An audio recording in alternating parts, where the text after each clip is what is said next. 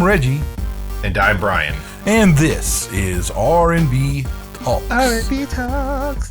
The worst singing possible by my friend Brian. You're welcome. I never claimed to be an well, I guess it could be an R&B artist. I mean, we do have auto-tune and crazy crap like that. We could probably make it sound decent.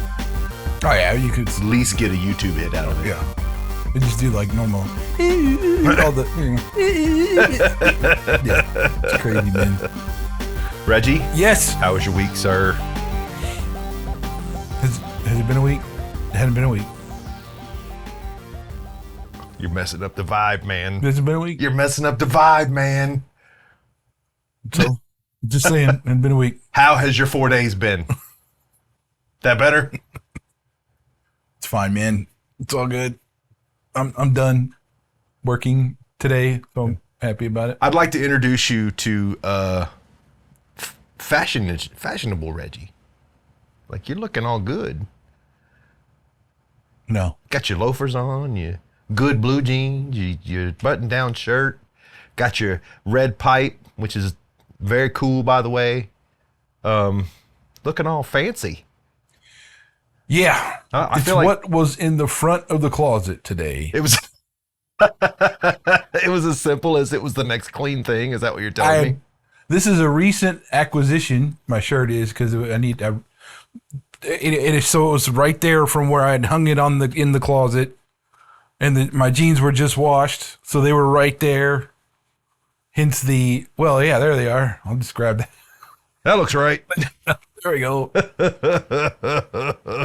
looks right. Well, I was in a hurry today. I didn't get a chance to even go outside and do my thing like I normally do. I mean, it was like I got done with work and I ate real quick and I changed clothes and you got here. That's it. That seems very full. I've been at my office since early this morning and didn't get out until late, and I just have been on today. So yeah, I get it. I get it.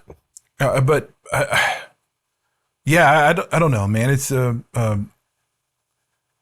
this is different because we are recording this on a Tuesday instead of a Thursday. So that's a little odd, but here we are. Yes. It's trying to infect our chi, but we're not letting it. I am not letting anything infect my chi. It's because you're smoking a cigar, because you never do it until you get here. Nobody. Actually, you know what? Smoked a cigar yesterday, too. How dare you? Sat on my back deck, and after everybody went to bed, and enjoyed a cigar and hung out and looked at the stars and managed my schedule. The wife is out of town this week, so Brian has to hustle. So Brian. Yes. Since we seem to, especially you, want to talk about politics, is there anything you want to talk about today concerning Kamala Harris or President Trump or? I just not really. Okay. Good. It's kind of garbage begetting garbage at this point, right? Like, what are we going to do? What point are we going to belabor today that we haven't already belabored? Other than, I will say, I did watch the whole Oprah thing.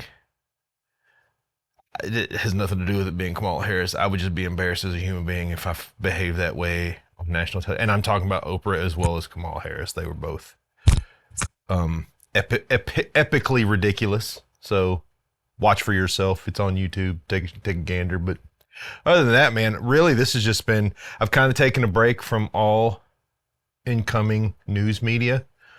Haven't checked on anything, read anything. I take these moments where I feel like I have to reset my brain. Like I have to let everything kind of simmer down. I will admit that as of late, politics has upset me a little bit, but mainly not because of who our candidates are or any of that crap, but it's more that just the dumb people saying dumb things. And it upsets me that people are so just willfully ignorant. But outside of that, man, I've just been kind of trying to relax, take care of the boys, and prepare myself for tonight's frivolity of information. Okay. I do want to say one thing. Sweet rock and roll.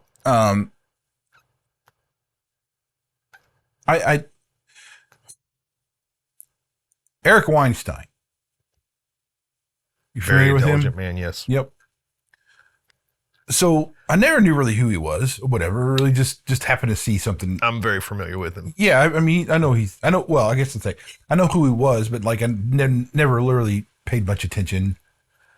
So I happened upon a video on the Chris Williamson podcast or show or channel, whatever you want to call it, which I have no idea who that guy is either. And they were talking about how the question was asked, like, you know, do you, like, I think Chris asked, like, it's, or said, like, Kamala Harris wasn't sophisticated or something like that. And Eric was like, and why would you say that? And he's like, well, just because the way she talks and this and this. But he actually made a really good point. Lay it on me, dude. What he was, and I'll kind of, because it's been a minute since I watched this, so bear with me here. I'll put the link in there in the down the description. But he said that, you know, he gave an example of like George W. Bush. In his governor debate, he was sharp, like really sharp. Yeah. And that when he got into office, it kind of got all folksy. And he used the example of how he says nuclear. It's not nuclear. Or something like that, yeah, right? I actually don't remember. I think I've actually listened to this episode, yeah. Yeah. And he said, you know, George Bush knows how to pronounce nuclear. He certainly does. He knows that.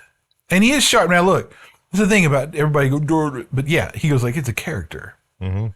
And he actually used the quote, you know, like nothing in politics happens on accident kind of thing, which heard that many times. Definitely true. And so, yeah, and he was pointing that to Kamala saying, you know, it's not. Absolutely. It's not accidental. This is a character. Well, this is a character. You know, Megyn Kelly made a great point about her that I thought was really kind of insightful. She said that the reason she believed that Kamala Harris struggled with word salad is because when you're lying and you really passionately want to say how you actually feel and you're tamping down those things because you're trying to sell yourself to an American public that doesn't really like you, you're going to struggle. Yeah, I mean, and he was, and I think that's the whole point of the whole. Yeah. For repeating the same thing over and over again. Well, it's because it's just it's what they give her. Well, I know because and you know, and he, but I think the key there at the very very end of the little segment I watched. Don't judge Kamala Harris just on level 1. Now he's got a level of thing, but I think it's very much like your first like you got to look deeper than that first layer. Yeah, if you're mistakenly thinking that she's stupid because she has trouble vomiting up things that are not actually what she believes, she's held hostage by the people that control the Democratic Party. They're going to tell her what she is and is not allowed to say. Yeah, I mean, I'm just saying that it's very much this will go into something else we'll talk about later, but this very much goes into, like, you know, there are different levels of perception and consciousness kind of stuff that you got to be aware of in order to make any kind of. Would you be referring to a future episode on the veils? Indeed. I'm very excited about that episode. But I just think, man, I think there's a lot of people that are, and I do. This is kind of what I've said all along, that you're going to see the vast majority of like SJWs and stuff like that. They're going to be really loud and they're going to be really obnoxious and they're going to be a lot of them. You think there's a lot of them. Yes. But the vast majority that live in the center part of the country, especially, aren't like that. And they even if they're insane enough to want to vote for Kamala, they're still not like irrational people necessarily. They just don't have all the information as far as that's true. That's actually true. That's very true. And so, I mean, I think that's something that we have to keep in mind if you're just thinking, oh gosh, why is this all, how can they all think like, or why does it seem all crazy? Well, because they get the crazy for one thing. And like the media wants to sensationalize everything, so they're going to get it crazy. whips you up into a frenzy, is what it does. Yeah, I mean, it just gets you out of control when you look at that. And also be aware of this: MSNBC, CNN, ABC, Fox News, all of them, they have people on staff that craft the presentation of the news specifically to hit the right nerves, to get the right emotions stirred up. Well, the word choices for headline. Yeah. You know, a All lot that of stuff. it's all crafted, and there's I'll have to find the documentary. I watched it a long time ago, and it's about how when 24-hour news started, they went out and hired psychologists, psychiatrists, ad execs, all these people. Not the ad execs weren't for advertising. They hired them to pull information about keywords that would trigger people for reaction. I mean, it's been like 10 years since I watched this documentary, but it was an amazing that they went out and got all these experts, because they knew that if they just cycled news for 24 hours, after about 2 weeks, everybody would get exhausted with it. And it was, they're reaching. I was watching Fox News the other day, and after about 3 minutes, I turned it off, because I was like, you're just saying the same thing over and over again, but every time you say it, you have a little more panic in your voice. Well, I never got into it, dude. I never got into the news station thing or whatever, because it was always like, why is this repetitive so much? And this, I mean, like we discussed in the propaganda episode, it is part of that, and there definitely is a propaganda tool to use, especially in our political spectrum. But yeah, anyway, it just I just find it. I just think there's a lot of people that actually say some really smart things and that are actually very would be good for the public to acknowledge and really take note of. But I think even Bill Maher, I was listening to some of his stuff the other day, even though, look, I think Bill's He's very misled. Well, it's not, I don't think misled, dude. I think it's just the fact of where he is and, like, you know, the crowd he's in, whatever. And he seems to have a legit mind that has critical thinking involved in it, which a lot of people don't. But I'd say, like, you know, he gets to the point almost sounding intelligent, and then he'll say something stupid. Like he was saying how he like wants it all to get, like, the hate to stop and all this kind of stuff. But then say something like Trump's, uses some adjective that's kind of abrasive for the word for, like, with Trump. So I mean, like, that doesn't really help anything.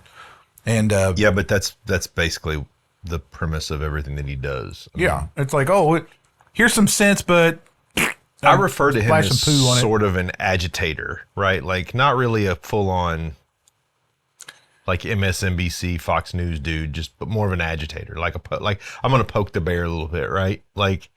But speaking of Eric Weinstein, there was a recent episode of Joe Rogan where he was on, and now this is something I've been reading up on because I've been finding a lot of interest in this, and that is this whole Google kind of mass of destruction that's gone on, where there's been accusations made, and Eric Weinstein, who he kind of had an emotional meltdown on Joe Rogan, because apparently after he had done some things to now let me preface this by saying I have absolutely no idea if there's any truth to this at all. He didn't provide any evidence. This could just be a man grieving from the loss of his spouse, but he seems to think that the way that she died was very untimely and may have had something to do with the things that he was uncovering about Google and their power in the internet. And it was very shortly after he had spoke about some things where she had died in a very unlikely accident. Not that it's true or it's false, but if you're looking to kind of, it's something I've been studying for a while, is Google's tentacles are kind of reaching into everything with YouTube, and they pretty much own most of everything as far as the internet goes. I mean, even the show on the YouTube platform as it is. Yeah. You know, I don't know if it's true or not. I just thought it was very interesting that a guy of hyper intelligence like him would have kind of an emotional snap on someplace like Joe Rogan, especially, again, provided no evidence to further his claim. There was nothing that was said that I could divide, but he did have some very interesting points on how the internet works and how algorithms work and how some people can be blacked out and some people cannot. And a lot of those things are very prevalent. And it's something that I've been reading a lot about. It just interests me to kind of read about the way that they have these, what they call black switches, where they can, if there's a term they don't like, they can there's not like a switch, but they can type in an algorithm that will cause that term to be very difficult to find on Google. It won't make it impossible to find, but difficult to find. Now, again, he provided no proof. He gave no evidence. He just said that he was doing studies, but he also said something about needing $50 million, which I don't know what that means either. So very, very interesting, but I don't know that it provided much of a foundation. Yeah, I mean, well, to be fair here, technologically speaking, yes, Google can do all kinds of stuff with their search engine to make results do all kinds of stuff and to make search terms do this and that. I mean, that's not even a far-fetched thing to say. I mean, they can do that. They can do that all the time. And you know what? When you do search terms and stuff in Google, you could see kind of how the result of that from all kinds of different searches during the pandemic and everything else. There was obvious things. So I mean, that's not even a question anymore. Yeah. As far as I'm concerned, because I think I've personally seen it. It's been validated enough times that Now, I think if Google were trying to make a statement, I think he would know. I guess. If you're really trying to make a point to somebody to back off or like you're doing this, so I think you would know it, because otherwise it would be pointless. Well, there's that. That's kind of what I thought, and here's why I say that. And this is in no way demeaning the fact that this man lost his wife. I would be destroyed if I lost my wife. Yep. But if you're the one making the claims and doing the studies, why would they hurt her? Why would you're the source? It seems to me like hurting you would make you more determined. Make you more determined to discover things. I feel like there's maybe again. Agree. I think this is a guy dealing with grieving over the loss of his wife. Yeah, rightfully so. But and speaking of grief, it's one of the ways that is allowed for a man to cry. Great segue, Reg. Great. Oh. That was 5-star segue, Reg. I got to give it to you. You're welcome. So today, Brian, we're going to talk a little bit about crying. All right. So I'm going to tell you today, Reggie, before we start this subject, most days I'm 100% honest. Today I'm 1,000%. So there's some things I'm going to say today that are going to be disagreed with and are going to probably raise some hackles, but I'm going to say them. Well, let's see. I want to hear something, Brian. Okay. Wait a minute. Do we first want to qualify this a little bit? Yeah, let's do that. Qualify this for me, Reggie. Let's qualify this. Okay. Now, I think when we talk about crying, there are different, there's different there's different kind of cries, like reflex tears, continuous tears, emotional tears are like some of the categories of crying. Okay. Gotcha. Now, I'd say like a reflex tear, that's not, I guess I would never associate that with crying, but that's like. All right, so I took a shot in the shin the other day and I had some tears. Not like boohoo crying, like, oh my gosh, I feel like somebody tried to tear off my leg right in the middle where my shin starts. Yeah. Those are reflex tears. Right, and I don't, that's not what I'm talking about. Okay? That's not what I'm talking about either. No. Really what we're talking about here is the emotional tears. Yes. Now, okay, I know the answer to this question, but I ask you because it's fun. Okay. Go ahead, Reggie. I'm sorry, that was great. What are some good things about a cry? You can release anxiety. It can also, crying has been shown in some cases to relieve depression. It can be a vagal nerve release. Crying can actually help your vagus nerve relax, which can bring your whole body to a more relaxed state. There's all kinds of benefits, mental, emotional, there's spiritual benefits to crying. Well, the Bible's not absent of crying. It is not. There is weeping and gnashing of teeth. Yeah, indeed. Okay, so how many more times a month would you say a woman in America would cry more than a man? Yikes. Okay, so before I give you a direct answer, let me kind of preface why I say it like this. I very rarely cry. So I feel like once a month is more than I cry. So it would be hard for me to quantify that answer. Okay, so this was on Harvard EDU. Leave it to Harvard, man. They said American women cry 3.5 times each month, while American men cry 1.9 times each month, which seems really high to me. Now, the thing is, maybe I don't know if they're encompassing all the reflexive tears and all that kind of stuff, but even so, I don't think I'd do that anyway. So that was already high. Now for everybody's benefit. Okay, I was about to say that seems excessive. Well, I know, but for everybody's benefit, we are both very not crying dudes. No. Well, and there's things that I have to ask when you tell me that number. Like, number one, did they quantify mental health issues? Did they quantify the people that they studied?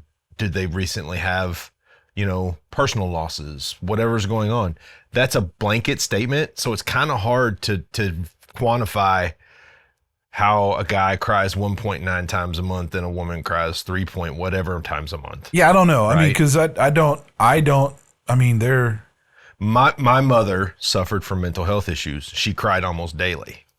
Yeah, I mean, and that's what I was trying to think of myself. Like, I don't think I can remember. Like, it wasn't in the we're talking. Gosh, man. I mean, at least a year. I mean, I don't know. Hold on. Let me think about this, dude. I'm trying to think of it. I don't know, but it's been a long time, right? It's not like I cry even in 1 month. I'm probably not gonna. It's not like a monthly thing. I might cry once every couple of years. I don't know. I Maybe. mean, there's if like, I was to break it down numerically, maybe once every couple of years. There's grief. That's been the majority of it. There has been points in my life where there was something that really, really touched me, like in a really positive way or something. I remember the last time I cried. It's when Caleb got baptized. Well, Tears of joy, man. There you go. My son gave his life to God, man. How could that not move you emotionally? Yeah, I mean, like, so for me, it's stuff like that, right? It's not like what they kind of say here, in that same Harvard article, that it's an important safety valve. Like, it really, like, if you get too much inside, that can be the release of that emotion and stuff through that. But I don't know. I did a lot of research on crying because I was frankly just curious. But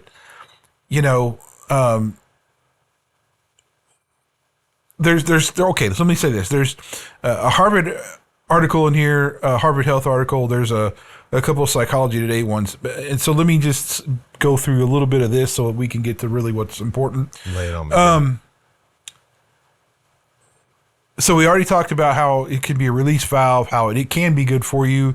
According to the University of Queensland psychologist Lear Sharman, after a crying episode subsides, about 70% of people recall that crying was good for them, most often as a feeling of relief or catharsis. Okay, the percentage goes down though when people are asked to think only about the last time they cried.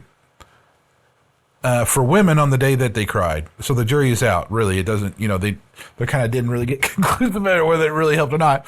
And there was one really interesting thing they said too, was there may be no direct support for crying's ability to promote biochemical changes, although it may help you take steps to reduce your sadness. So that was the clinical study they did. Said really it might not have any like real biochemical effect, but that it could, possibly, but that kind of thing. So in here's what I'll say this. In this article called "Is Crying Good for You?" Right? So they give some tips to have a genuinely good cry. All right. I'm very interested in hearing this, Reggie. I really am. I know. Tips on a good You cry. are on your edge of your seat with this one, Brian. I know you are. Cry for your own pain, not just for other people. Okay. Number 1. Let yourself cry over spilt milk. Number 2. Don't set a time limit on tears. Pick up where you left off. If you have to keep a stiff upper lip at some point, later on, let it out. Continue your cry. And speak only kind words to yourself. Watch for self-critical and invalidating self-talk. I'm not a big deal. It's too sensitive. I'm too sensitive. Big boys or big girls don't cry. Instead, say something like, I'm sorry. I'm sorry. I'm with you. I love you. Love yourself. And then number 6, cry in public. So Hang on a second. yeah. All right. Now hold on. Give me some Kirby thoughts Now here, bro. hold on. How is weeping in public beneficial? I'm sorry. I got to know. Okay. Not that I'm particularly against it, but that just sounds irrational. You may be surprised that many people will be drawn to you. Your tears make you vulnerable and therefore no threat to others. Kindness is a frequent response to public tears.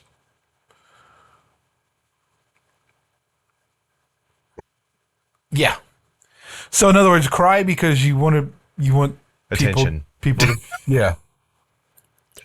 All right. So, all right. I want to put some warnings out there for men. And in no way is what I'm saying me telling men not to cry. All right. I have cried, and I can remember many an occasion I cried. Grandmother died. My uncle died. My brother Chris died. Those were terrible moments for me, and tears came because those were people that I was very close to and that I loved very much. But men, we have to be careful, and one of the reasons is it's almost a socio-political thing in the sense that regardless of all of the left-wing crazy ideological garbage that's going on right now, men who weep a lot are not looked upon as strong men. They're often seen as weak. Yeah, but again, Not to say that they are, but there is a socioeconomic cost to weeping a lot for men. But the answer to that, though, what you'll find is that's a cultural thing that needs to be eradicated, and that's what that's actually part of that whole like woke ideology is kind of like, you want to tear down these cultural peer pressures to be that kind of masculine is toxic kind of nonsense. That's the same level as where that comes I don't know from. that really though has anything to do with masculinity in general, right? Like, if a guy kicks in our front door and is going to rob us, and my wife looks over and I begin to weep, I lose points at that point, right? If you know what I'm saying, bro. like, and I have met guys, right, that'll weep at the drop of a hat. And I'm not knocking on them. Dude, you obviously feel very deeply and emotionally. I don't know what that's like in a lot of cases. I have a tendency to become more emotional when I'm tired or when I'm under tremendous stress, but I don't know that my response is crying. Could it be? If the stress was tremendous enough or the anxiety of the situation were heavy enough, sure, that's possible. But for me, this whole subject that we're talking about,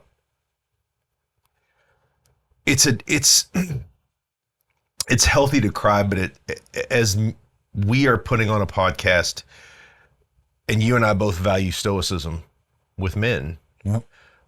Crying can have a negative cost for men like us, right? As we are not, you and I both know we're not weepy men.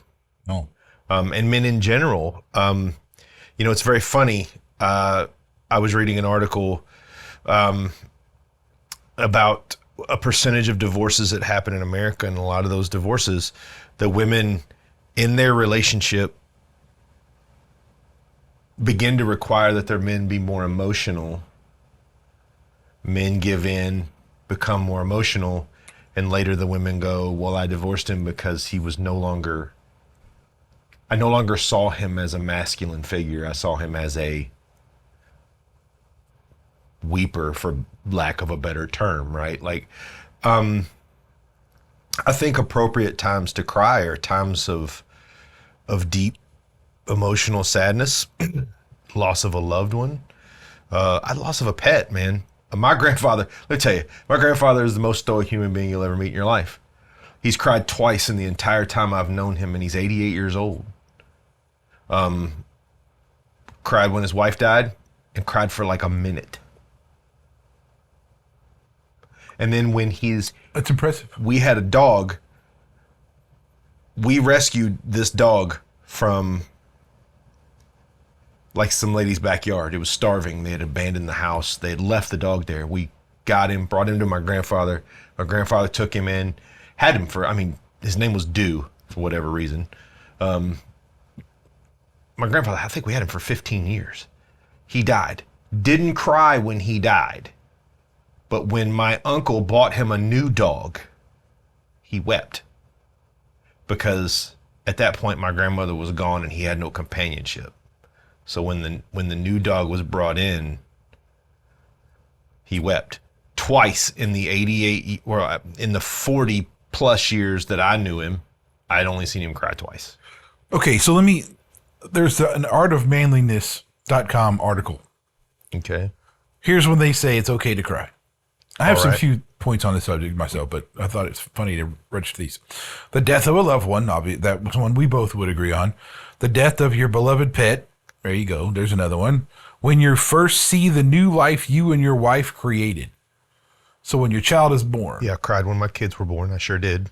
When you propose to the love of your life and she says yes. I did not cry during that. I didn't either. At the altar as you get married. I didn't do that. Did not cry. I was stunned. My wife was beautiful when we got married, in the wedding dress and all those things. I was stunned. I didn't cry. When your beloved car or truck, especially your first one, gets totaled. Haven't done that. No. Visiting sites that pay tribute to those who laid down their lives for others. Now, okay, that's definitely one that you could see. That's valid. Yes. I'm not saying I have done that, but I'm saying that's completely and totally valid. Especially I get very emotional when I hear taps. Yeah, I mean, it's, when my grandfather was buried and, we had this 21 gun salute and all that stuff. Man, come on, that was something else.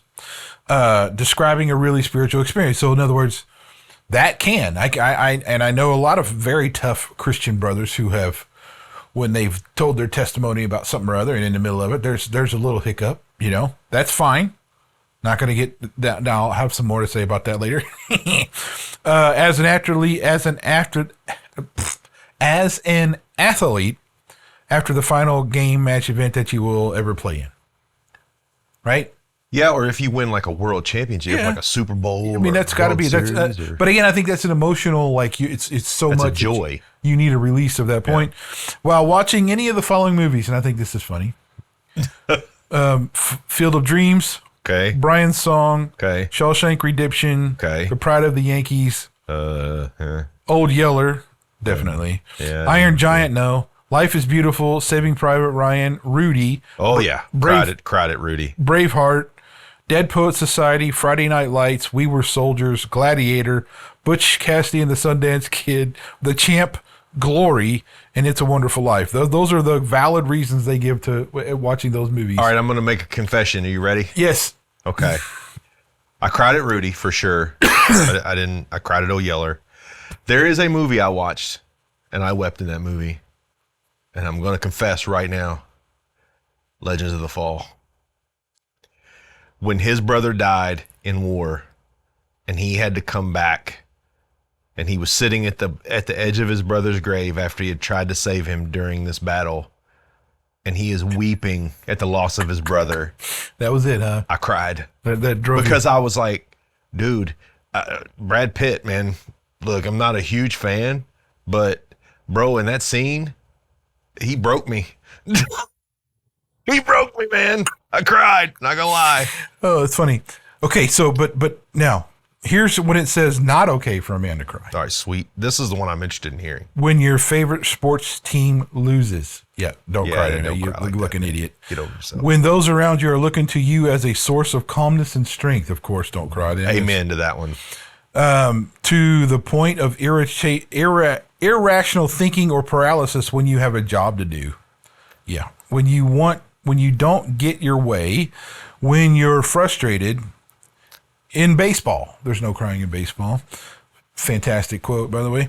Yes, there is. And during these following movies, you're not allowed to cry. Beaches, Steel Magnolias, Little Women, Jerry Maguire, The Notebook, and Ghost. There's many more I can probably add to that list. Okay, I'm gonna confess. Have you seen The Notebook? I don't actually think I have. Okay. I'm actually haven't told my wife this yet, but she's been on me to watch this movie with her, so I'm going to watch it with her. She says it's a guaranteed weeper. I don't know. According to artofmanliness.com, we cannot cry during The Notebook. But let me. Okay, so here's the thing with me. I'm very empathic. Yeah, I'm very empathic.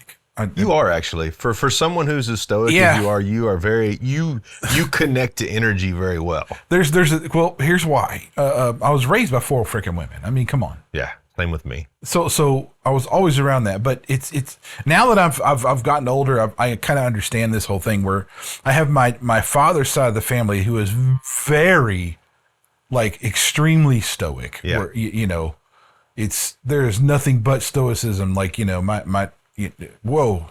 kind of like your grandpa. It's that, right? In pretty much everything. I get a lot of that from there.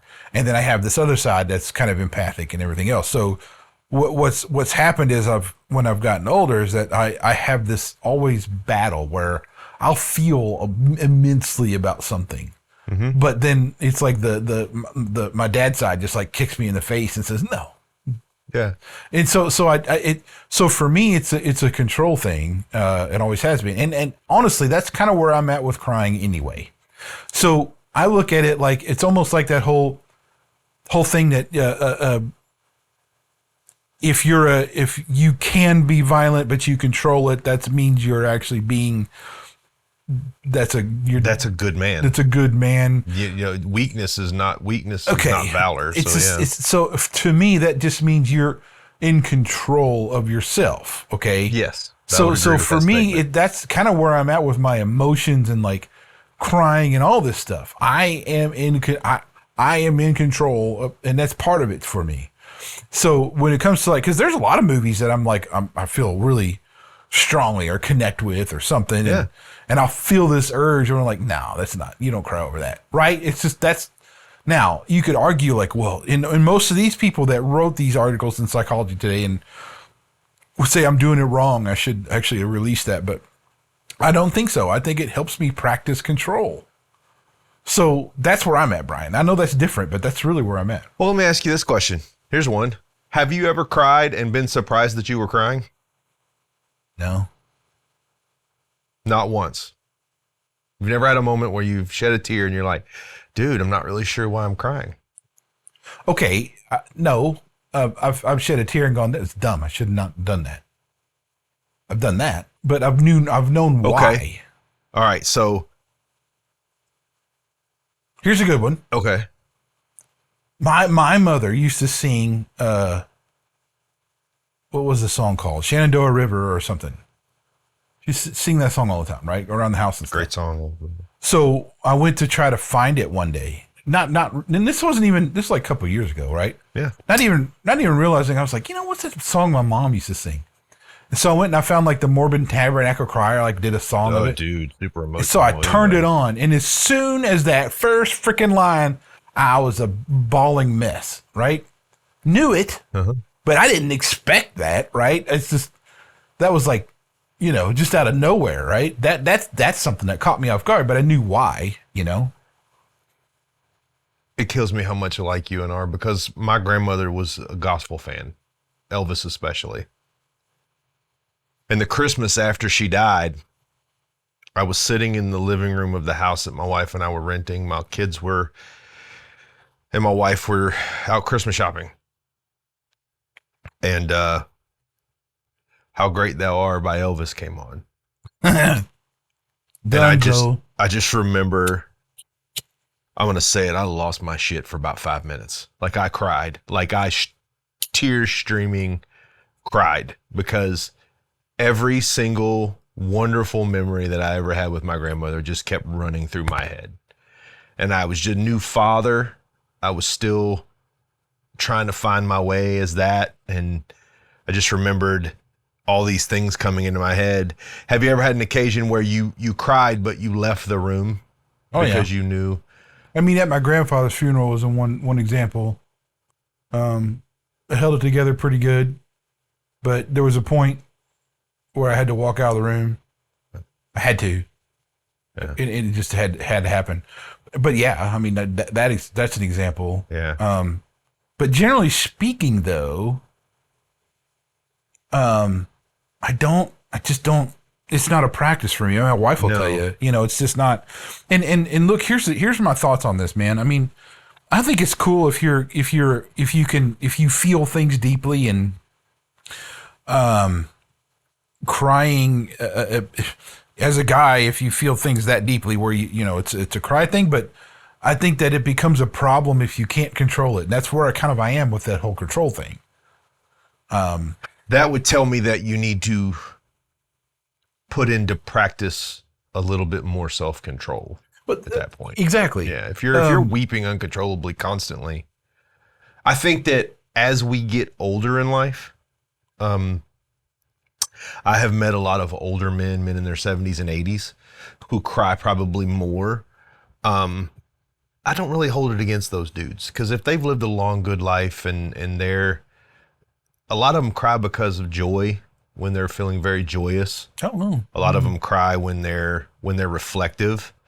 I don't really hold that against men of that age, because there's a different dynamic in life at that point, right? Like you're seeing things in a completely different light if you're making it, especially if you're a grandfather and still a husband, and you're seeing all of the things that you've poured into your children start to come forward. It's almost, I would say, a cry of pride, right? Like look what that sounds egotistical, but hey, look what I've accomplished, right? But what would you say so I guess the question I'm looking to answer here is like, do we feel like the quote unquote old fashioned societal pressure to not cry as a man, do we feel that's valid or not? I feel like it's not I don't feel like you can really label it that way. Let me say why. I don't feel societal pressure to not cry. I think when you have a man who feels a level of societal pressure to do one thing or the other, you might want to unplug from that, whatever portion of society you've plugged yourself into, in the sense of, I guess I don't attune to society's measure, right? Like I can think back on the times I've cried and it's been appropriate for whatever reason, right? You know, I think if you're crying all the time, how sincere is it? And how much of it is a show? But I know when growing up, it was always, boys don't cry. Cry baby, blah, blah, blah. You got made fun of when you cried, right? you know, and I think this depends on who your dad is, which I know for you is a little difficult, but well, I was raised like that. Now he didn't. My father was not a very he didn't ever. I shouldn't say you shouldn't. No, but he always said you got to be a tough guy, be man, be a man, that kind of thing, which I think is valid. Yeah, to a degree, yes. I don't think I think some of it's a little unnecessary, but I think that's a valid point. I mean, our old school's old school, right? Yeah, I mean, I think there's a lot of validity to it, but not everything. Yeah. Now, but because I mean, the thing is, I guess for me, if I think about some of the stuff that a man should be able to do. If you really, we've been talking about, the way that he is supposed to be the foundation of the family, how he's supposed to be the rock. Yes. The provider and the protector. And well, provider is a little different now in 2024 because I don't think that's necessarily the man's job, but definitely protector. I still think you can't take that mantle away for most men. But anyway, so I mean, I think that when you want to always, I think I'm going to relate it to this way. I want my family to think that I'm a strong, potent, potential for violent person who they feel safe around. I think when you start allowing yourself to cry a lot, especially around, let's just talk about in your family unit, then all of a sudden they look at you like now you're more emotional. You got dad's he cries a lot. That doesn't make them feel, I don't think, necessarily like you're going to be able to handle your doesn't business. Make them feel safe. And it goes back to this control thing. I kept coming back to that when I was reading about all this crying stuff. It's very much like a control thing for me. It's just look, you gotta take control of your emotions. Or you really just need to have a different perception of things or something. I don't know. It's been hard for me to kind of wrap that around a little bit, but and let's qualify that too. I mean, a lot of men are put in situations where tremendous amount of stress can cause different reactions. But for me, it's always been when it's appropriate. It's never been, have I had moments where I felt emotional and thought I might cry, but I just go, dude, not the time, right? Not the time. That's what I mean. You control yourself. And I feel like but this also goes back to this, I hear this a lot. Let your emotions go. No, that's dangerous. That's not safe. Not for you as a man, it's not safe. Let's take your family out of the picture. If you cannot control your emotions, that can be signs of a deeper problem, right? Yeah, of course. And the one thing that I know about you and we've known each other long enough to know that we're good at self-assessing. It's true. We're good at self-assessing when we're out of control, when our environment's out of control, when our and that's something that we've learned over years of just maturing as men. I go back to a situation. It's very rare that I've broken down in front of groups of people. When my Uncle Kenny passed away, I struggled with it. As a matter of fact, I struggled with it for a few years. And I began to cry at his funeral. I couldn't control it. There was no stopping it. It was just overwhelming. Not this sobbing cry, but just tears. And I remember my Uncle David, and God bless him, he's still one of my favorite human beings on the planet, will always be. I owe a huge portion of who I am as a man now to him. He told me to stop it. And I got really mad when he told me that. I never told him this. He's probably going to watch this. But I realized later that he had lost his brother, and he was trying to hold it together for his dad, for me, for every man in the room. And he and I are very close. And when he saw me break And it wasn't until later, almost a year later, at an event that I actually saw him shed a tear about his brother. And I feel like at that point he felt safe to go ahead and let that go. Here's what I'll say. When is it good for men to cry? That's a very hard thing to quantify for every man. You and I will cry over different things than the guy across the street will cry over. I will only say that if you are so out of control that everything makes you cry, you may want to seek some counseling. You may want to do some self-assessment and figure out what's going on in your life and your mental state and your emotional state that's causing you to be that way. Because there's a trigger somewhere, right? There's a psychological trigger that's causing you to do that. You need to really look at that and say, is this healthy? Is this healthy for me? Is this healthy for my wife, girlfriend, children, brothers, sisters, moms, dads, uncles, whatever it is? I don't think there really is an appropriate moment to cry. I think that if you're truly in control of your emotions, you're going to know when that time comes, right? You're going to know. Just like you said when your grandfather passed away, you did really well, but I would dare say that you probably picked the appropriate moment to let those things go. I mean, there was, okay, yeah. I mean, I walked out. My grandmother was there. I mean, but at my grandmother's funeral, I was crying. At my dad's funeral, I was crying. But let me clarify this though. Not sobbing, wailing thing. Yeah, just tears. Just tears. Just tears. I think for men, for me, I've never actually sobbing wailed, by the way. I don't think I've ever done that.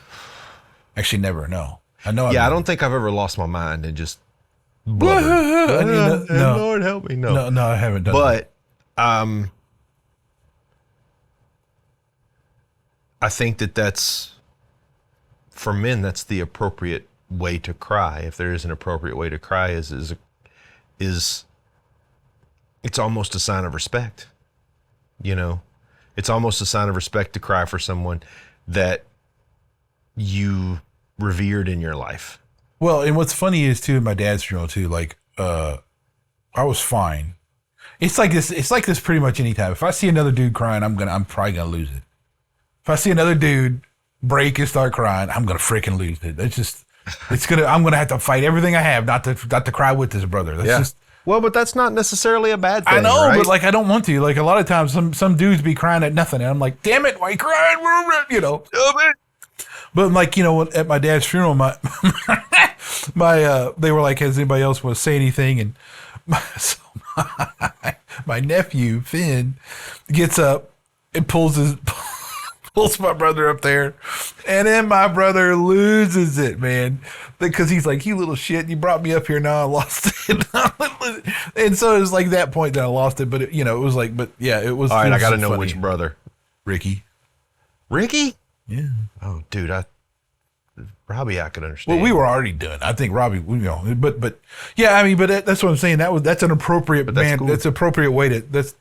That's it, right? I mean, I'll tell you something. When we were going to the abortion rally disguised as a men's meeting, and you played your dad's music for me, I didn't cry, but I got really emotional when I first started hearing him sing. Because I knew your dad is this really kind of funny, and I say this lovingly, kind of crotchety, just dude that just, I laughed every time I was around him. And then when you put that music in, I had a holy crap moment, because to me, I got to see a side of your dad that I had never seen. Yeah. I'd never seen that. When you played that music, I had to swallow the knot in my throat for a second. I didn't cry when I heard it. It did choke me. I mean, like it's like that little choke up kind of thing. Yeah, that was all it was. That's an amazing moment. No. Like, I can tell you that if I'm logging amazing moments that you and I have had experience together, it's when you played that album, dude. I was like, are you kidding me? That was the abortion rally disguised as a men's meeting. Yeah, it really was. That was so weird. But yeah, I mean, there is definitely like I guess I'm just saying for even in 2024, I think it's another way for men to practice control and really just, man, keep in mind that it's not bad. And then I don't really look at a dude who's crying about something and think bad about him.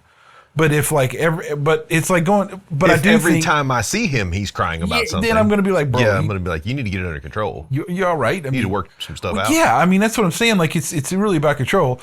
It's the same thing with when I keep going to these churches and like the pastor keeps crying every day on Sunday. Like, bro, I've been there, right? Where the gospel message has captured him and broke me down. I mean, I've been there, right? Yeah. But I'm not. I don't foresee me being now. Okay, look, I say this. Yes, I could get in a spot where I'm actually preaching, and I'm emotionally invested, and that does end up with a tear or something. But it's probably not. It's not going to be every Sunday. You know what I mean? Yeah. And I definitely. Well, I mean, you and I both went to a church where the pastor tended to cry quite a bit. Yeah. And that, not that I discount that at all. I mean, dude, if you were feeling it, bro, I got you. But, I get emotional when I hear someone's testimony. Yeah. I mean, especially if you connect with part of it. Yeah. Too. If I hear someone up there giving their heart and soul and telling me about how they found Christ and how they were moved into that place in their life, that will move me emotionally. Will I cry? No, but I feel that emotional connection to that testimony. And you know how I feel about testimonies. I feel like that is the biggest just lost powerful tool inside the church is the testimony, an individual's testimony. Yeah, I mean, I just think that I think it really pulling in the biblical view of this, Jesus wept is one of the most famous freaking sentences ever. For sure. I mean, so you can't really argue that. I don't think there's any, and there was many men in the Bible that weren't anywhere close to being what you would call a weak man, were noted as weeping or crying or something. So, I mean, there's obviously a place for men to cry and to let that happen. I mean, it's very common in the Bible. And I don't think you could see with all the range of things that happened in the biblical time. I mean, good grief, there was plenty of opportunity to cry. So I guess that's what I'm saying. Like, even biblically, crying is part of it. Yeah. But also in the same token is like, it talks a lot about, you can't let, your tongue is like the rudder of a ship. Yeah. You got to control that. Well, if that applies to there, it kind of applies to everything else. Yeah. So sure. I guess that's where I'm at with biblically about crying, man. It's like, okay, cool. Yes, it's okay. Men are allowed to, express their emotion and relieve their emotion as far as that I'll goes. never be that guy, right? Like, don't. Yeah, that's what but you get those extremes. I've seen that extreme. I think we both have. And it's just, that's not healthy either. I think that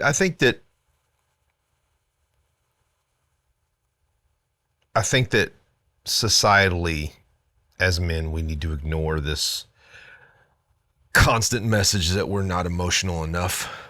I think that's a silly.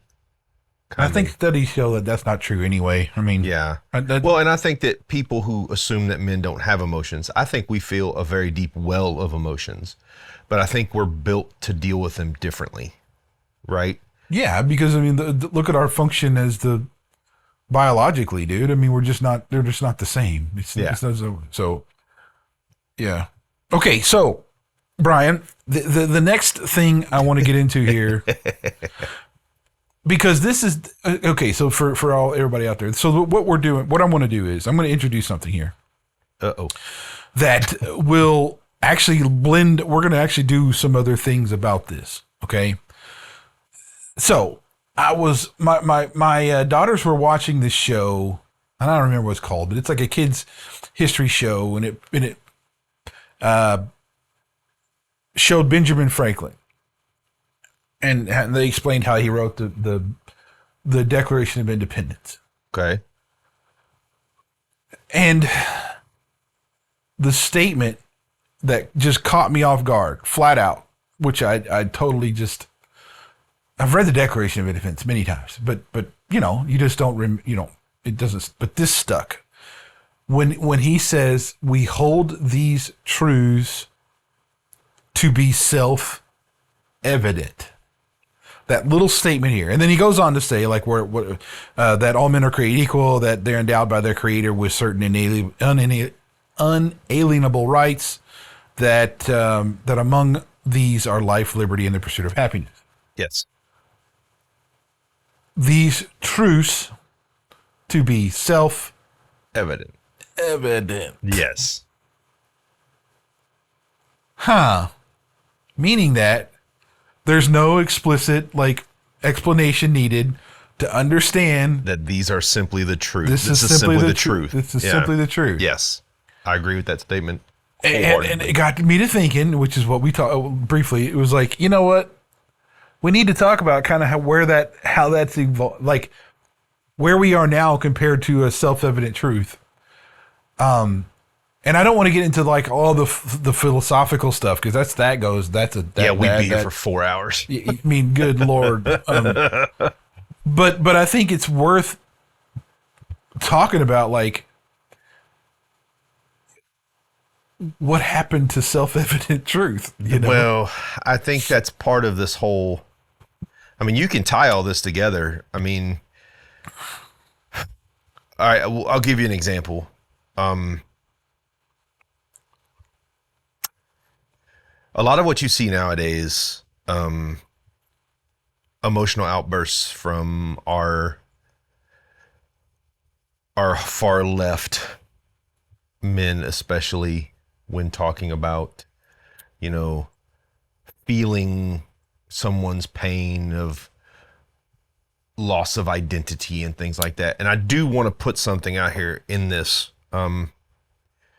PTSD.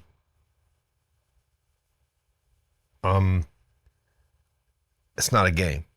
I have been with men who have had severe emotional breakdowns from PTSD, being in live wartime, watching friends die next to them. You get a pass, bro.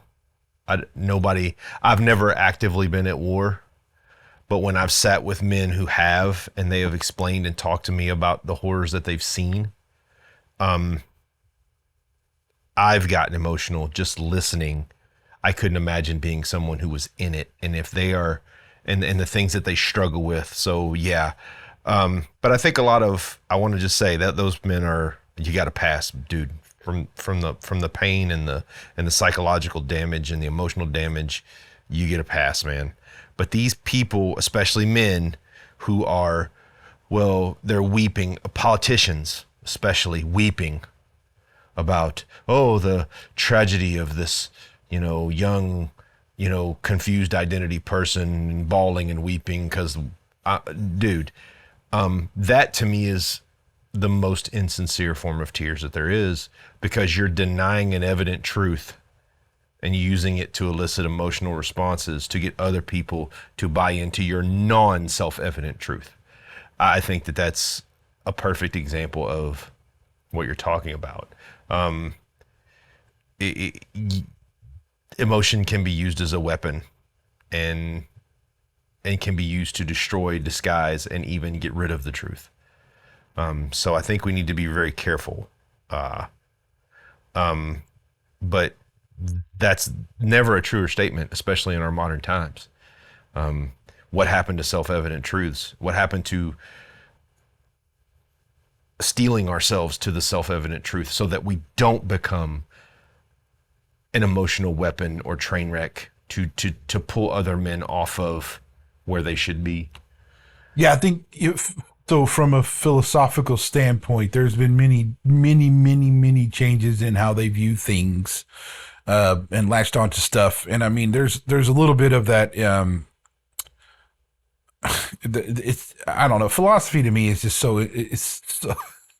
it's just pretty much whatever you want, you'll be able to find a philosophy for kind of thing, really, anymore. But like the self-evident truth is really a founding principle of Christianity. Yes. In that, and this has been throughout the history of the church and even Old Testament times and everything else. I mean, there's just things that God instills in us that we know are truths because he has done that. And that never went away. No. It's just that being man, we tried to quantify that by different means so we could try to push God out of the equation. Yeah.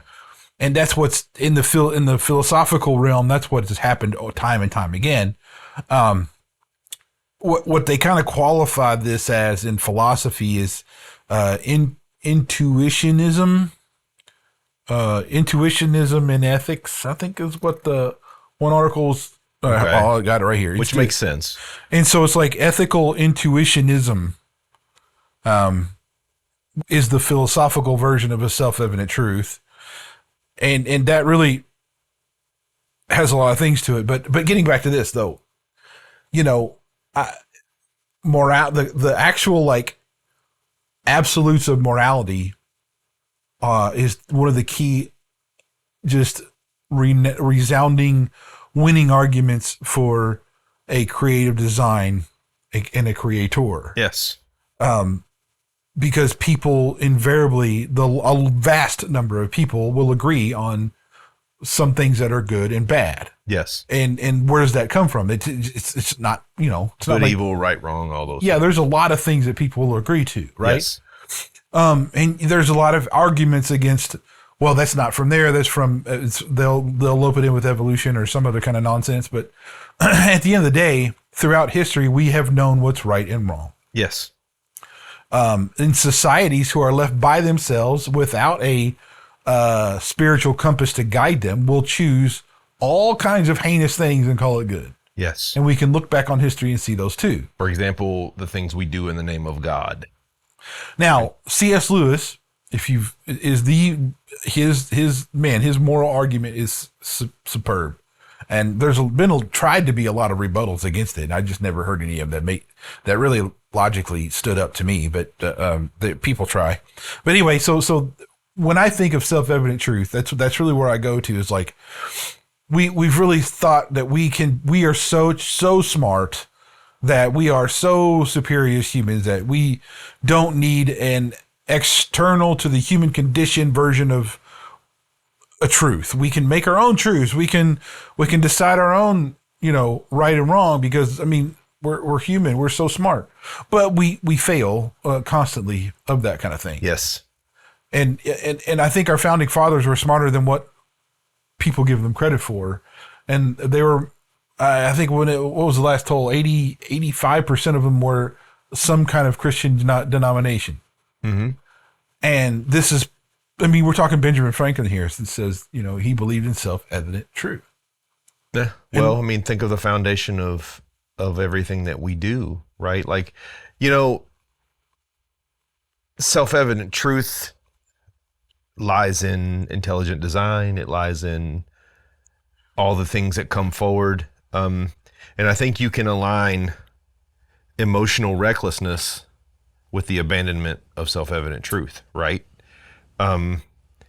Because if we allow ourselves to be open to all untrue things, we are allowing ourselves to become out of control emotionally, spiritually, mentally, even physically.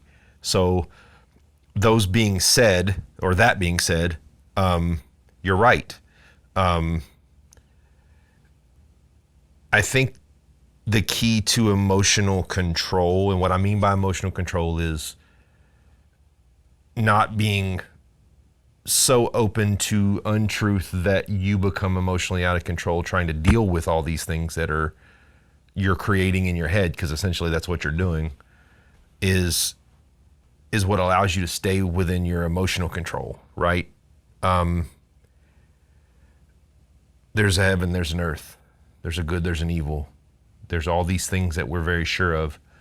And by allowing ourselves to believe in those inevitable, rock solid, concrete truths, we are more able to control our spirituality, our emotionality, all those things. So I think that's a very true statement. Yeah, I mean, I think we look back a little bit to Thomas Aquinas. I mean, he was one of them who said, there are some naturally implanted truths in and human beings self-evident. He believed the existence of God and God's natural and moral law. Those are the things that were naturally implanted, self-evident in humans. I think we got to understand too. We're like when we get the Declaration of Independence and we get the Constitution, and some of the most impressive governing body documents that human history has ever produced, come from a Christian origin. Keep in mind that all modern society come from a Christian philosophy. Okay, this is what happened when you had you had the spiritual stuff from like Israel back and went into Rome, and then from Rome you had the Greek influence. So you had Rome created the civilization model from the kind of the reason from, and I don't remember where I read this, from like the Greeks, and the spiritual nature from the Eastern, the Middle East or whatever, Israel and type of stuff. So that's where Rome came up, and that's how civilization flourished from there. Yes. Okay. Everything we owe Christianity that. So here's the thing: when he's writing these documents, that's really where that's being pulled into and acknowledged that, look, there are some things that you have to acknowledge are innate in every human, and that there is no really extravagant or complex explanation that's needed. That it's just a known fact. It's a known truth. And so you get into, like, when you study this in philosophy, though, this is where, I mean, like, it's such a rabbit hole. It is. to like look at philosophical, and I had to. That was part of what I studied at Liberty, was like there was a lot of different philosophical views that you looked at over the span of human history to see like how things were approached and how reason was gathered and where did logic come from, and I mean there's all kinds of things. But especially when you start talking about a morality stuff, that really got twisted in the Enlightenment period and on. Especially 20th century type of philosophical ideas, because that's when it really started going off the rails as far as, like, you know, Nietzsche and people like Freud, who had some weird ideas too. And it's like there's all kinds of things that came up in the 20s, and still are, by the way. Yeah. They're still in practice. There's still some really weird stuff, but there are people, though, and I'll put this in because there's a Encyclopedia of Philosophy entry about the intuitionism in ethics, which is kind of what we're talking about as self-evident. And there's a few philosophers over time who have agreed to this, but one of the key things I'll note here philosophically is that, you know, to be for a proposition to be self-evident, it must be clear and distinct, be ascertained by careful reflection, be consistent with other self-evident truths, and attract general consensus, right? Mm-hmm. So that's the philosophical point of what they were saying, what this intuitionism leads to. If it's a self-evident truth, that's what it really needs to be. There's been plenty of other philosophers and stuff over time who've actually said, you know, and believed in stuff like this. But I'm just saying that it boils down to that this idea of a self-evident truth comes way back in history, and is embedded and I do think that coincides with the in biblical speak, when it talks about, you know, God is known and puts his the knowledge of him inside everyone. I think that's there.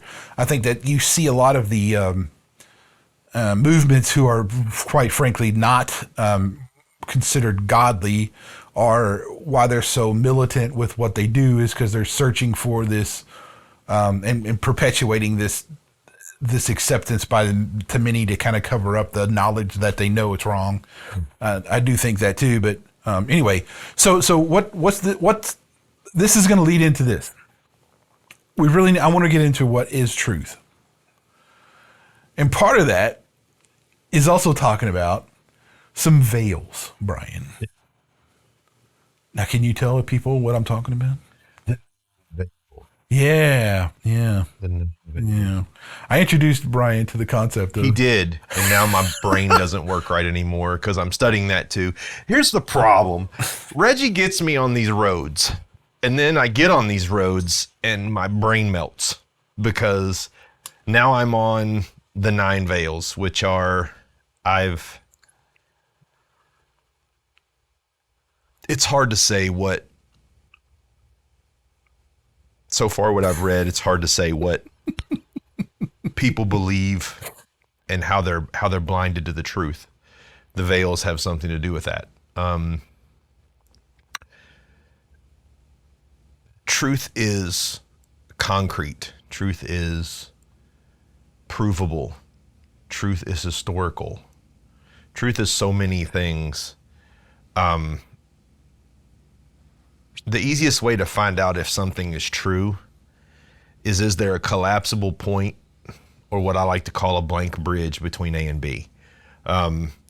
If I'm studying something and you got me, and all of a sudden you give me this piece of it that I can't prove historically, there's no factual basis for what you're saying, all of a sudden that truth collapses. I believe that Christianity is that truth, right? Like we can historically track the existence of the characters in the Bible and the people in the Bible. We can historically track the places, the things that went down. We know where the Hill of Skulls is. We know, Jesus is mentioned. Jesus is historically someone who existed. I think when you're talking about the different philosophies, Freud, Nietzsche, I think what happens in those is you get to these points where it goes away from being truth to opinion, but they do such a great job of camouflaging one into the other. If you're not paying attention, you'll accept something as truth without proof. Well, and keep in mind too, when you're in open rebellion against the Creator, because you flat out refuse to think such a way, you're looking for every means necessary to explain yourself. Yeah. Even faulty, purely philosophical, non-factual ways to explain yourself. Especially that. Yeah. I read another day, speaking of wild untruth, and it was this wicked, just obscene explanation of Adam and Eve, where it's like, well, why wouldn't Adam trust Eve and all this stuff? And it was really this railing against that, and it was just so odd to read that, and it's from an atheist, obviously. Yeah. So you get this, and okay, let me say this first. If you're an atheist, or even agnostic, understand that if you come at somebody who's studies theology, mm-hmm. and you spit out stuff that you see in memes and everything online, you look like an idiot. Yeah. I want the best for you, but when you present stuff, it's really ignorant. And this is what I think they don't understand. So, but I know you got something to say. When you come at somebody who has, especially there's people who take their entire lives in academia to study theology, which means studying the Word, study even particular books of the Bible. They'll choose that kind of thing to study and get deeper and deeper. And you just throw all that out and say you're an idiot to them. You've really just missed the boat. I mean, there's just no arguing with that. There's no point in responding. So hence why I'm not responding on social media to many things. It's really just because it's it's no point. It's so foolish and stupid. I don't want to do that. Well, I think people forget that when you're discussing something, part of the frame of a discussion is bringing facts to the table to back your argument. We've talked about this so many times before, which is willful ignorance. When you're out there quoting memes and quoting, sound bites and love me Instagram influencers and all these people that you're just vomiting up all this, just, it's basically nonsense. Well, I guess I'm just saying, just know, it's like I'm not going to go have a debate with a particle physicist about anything like that. Yeah. I would be way out of my depth, right? It's the same thing with theology or biblical stuff.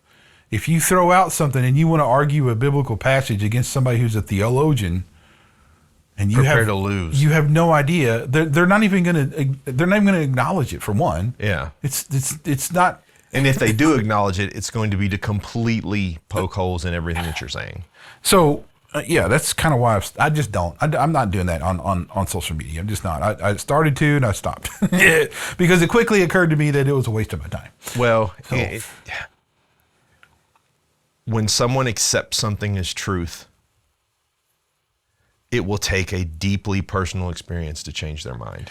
And that's why I want to talk about truth. Because the thing that I asked myself, this has been a long time ago, is like, why do some people not see truth? Like if I've gathered and I'm not that freaking, I'm some genius level, researcher or whatever. But if come on, man, you're a mad scientist genius. Mad scientist genius. But if I can find it on the internet without much effort, like to find real data that's not manipulated in some way, because I've searched for it in all kinds of different areas. In some cases it takes a long time, depending on the subject. But I'm saying, if I found all this, then why doesn't everybody else? Because they believe the first thing they see. I know, but also too, it's because they have a veil. Yeah. And that's that this whole 9 veils subject, which we will get into, does help illuminate some differences in why people don't see some things. Yeah. It's not very deep. I think the depth of it kind of leaves itself to its own ponderance necessarily, but I do want to bring it up because I think we should talk about truth. Yeah. What it is and how we see it and how we go about it, all that kind of stuff. So that's where we're going. Yeah. And tune in next time for the Truth and 9 Veils. Okay. Indeed. All right. So that'll be next week. So if you enjoyed watching what you watched or listened to, come on, you enjoyed watching. Like and subscribe and comment. Many things. Just don't say ridiculously mind-numbing things. Say whatever you want. Expect a response. Say whatever you want. It's cool. I would encourage you. I encourage people to, and you actually had a lot to do with how I study things, Reggie. Touch on multiple sources. Don't type in, why do I believe? Don't type in, why do I believe in atheism? And then, the Webster's Encyclopedia definition of atheism pops up, and that's your whole argument. Source it out. Look at more than one thing. Whatever you believe, if you really want to find out whether it's truth or whether it's garbage, you've got to get into it. The reason that I believe, and I know this is redundant, that Kamala Harris will be a terrible president is not because I'm just not a fan of Kamala Harris. That's not it at all. I don't care who she is. Don't care. She has a very poor record. She has been shown to make very poor decisions. She has been shown to not be able to be substantive in discussions and debates. I have looked at the whole frame and picture, and what I see tells me that that's not a good thing from multiple sources, not from, Billy Bob and his, funny Instagram video about how bad Kamala Harris is. It might be funny, but it don't necessarily tell me the truth. Well, we said it too. It's not like we're both cheerleaders of Trump either. Yeah, I don't like him either. But I've had some pretty stark, heavy criticism of the man. But I have to look at, how the country run when he was president. Yeah. How's it ran when she's been vice president? And there's a really stark contrast between the two. And it's all factual. We're not like, this is not a personal vendetta, right? I'm not like, like Kamala Harris. That's not it. But we are anti-woke. I mean, that's the thing. I'm against. Super anti-woke. That's what I mean. So we are against that political agenda. At the end of the day, if you're a proponent of all this nonsense from the left, that's what they're cheerleading. Yes. I'm not going to support that. I'm not going to subscribe. Yeah. Period. Not at all. We're R&B Talks. I'm Brian. And I'm Redden. Thanks for watching. Bye-bye. Bye-bye.